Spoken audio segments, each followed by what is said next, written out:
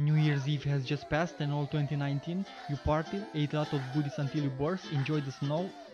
Well, this year less snow, because it's other people's job to care and do something about the melting glaciers and burning Australia, not ours.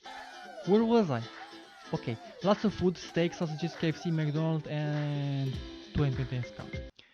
Back to the job, and just when you started the most interesting activity, holiday plans for Easter, everybody started to panic and to run away. Coronavirus.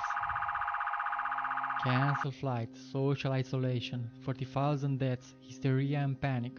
But you don't understand this naive world because you know it's all a conspiracy of the Illuminati. Coronavirus. Pfft. Better it was called ordinary virus because the common flu kills 650,000 per year and nobody stressed this kind of way. Don't be stupid! You compared the dynamic number with a static number. You counted 650,000 for the flu, but it's an old virus that has vaccine and treatment, so the number is fixed and does not increase.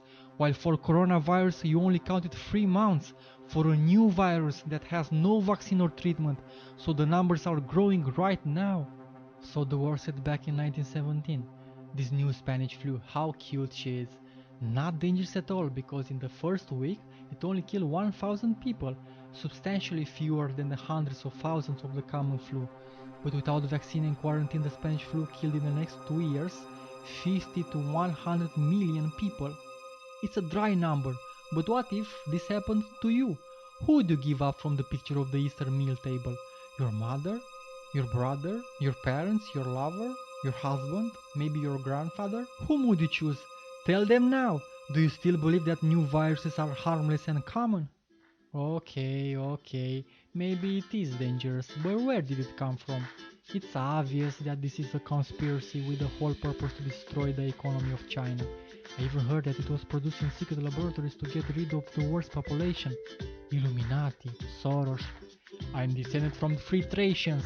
Nobody can fool me. Don't be stupid! But what have I done, boss? Coronavirus is not the first virus from history. Have you heard about rubiola? Back in 1500, the Spanish discovered and conquered Mexico. The problem is that the Spanish were merely 600, while the Aztecs were 20 million. That is, the proportion was 1 Spanish versus 33,000 Aztecs.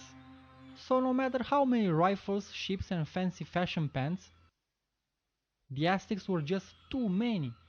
And what happened? The Spanish brought with them rubiola, a new virus to the Aztecs which infected them, and from 20 million in 1500 they went to 1 million in 1600. Do you mind us watching Netflix while you guys do your thing? Not at all.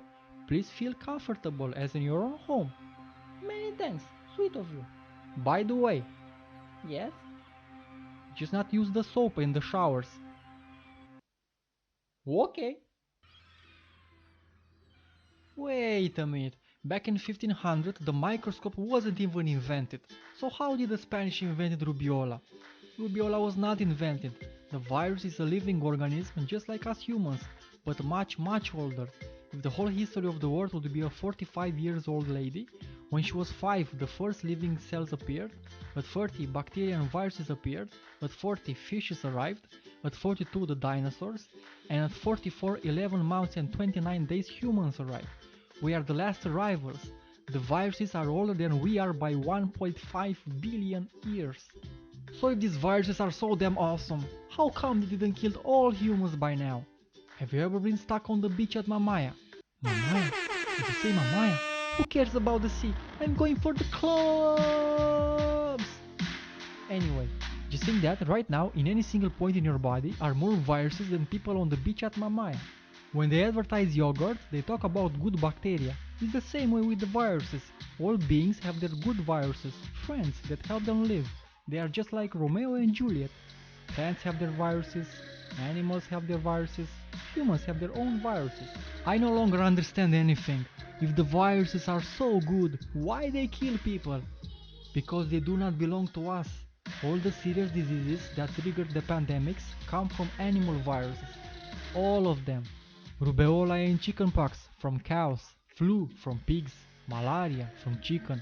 Normally, viruses remain with their species, and if they try to pass to humans, they are killed by our immune system, but something makes them resistant.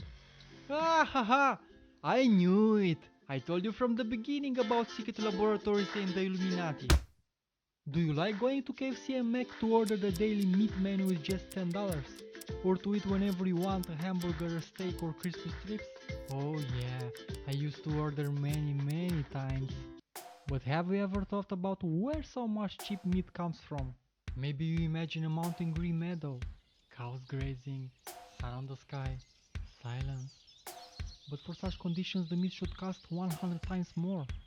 Instead, in order for you to buy daily meat with just $10, we have to pull the curtain because it is dark. Let's take chicken meat. In order for the prices to be that low, the hens are raised 30,000 together, each one on a space smaller than an A4 sheet. They sleep in their own feces. In just 40 days they must grow so much to be able to be killed and transformed into meat. The meat must grow faster than the bones, so they are forcibly ill from birth. They must be kept alive so they would not die from their own infections and diseases. The solution? They are drugged with antibiotics and hormones at every meal, so the viruses in them undergo mutations and adapt. They become more resistant. That's the way they manage to pass to humans. You are allowed with antibiotics following with prescription, but the chickens serve this at every meal. You dress pretty clothes above.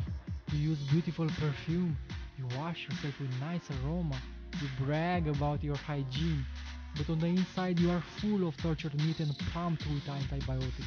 Tell me, before the coronavirus crisis, would you have agreed to pay minimum $10,000 for just 100 grams of any meat? Now it's time for nature to buy pieces of our lives at discount prices. Will you choose the parts or will you leave it to her?